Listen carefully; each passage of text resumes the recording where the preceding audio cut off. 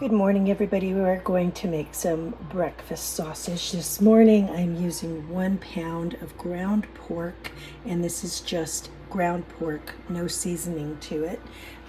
2 tablespoons of maple syrup, 2 teaspoons of dried sage. I usually buy the fresh sage, and then when I'm done using the fresh, I'll dry out the rest of it and then put it away so that I can use it dried.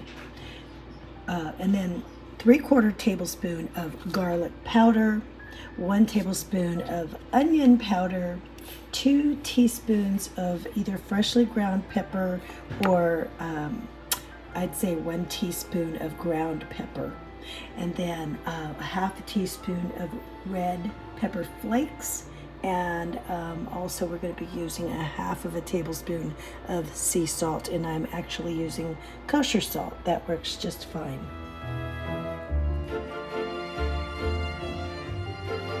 Now I shaped about 2 tablespoons each into a ball and then flattened it, and I've got about 10 of these sausages, or you could make them bigger or smaller. It's just up to you. And now I've heated up my pan, and what I'm going to do with clean hands is go ahead and fry them up.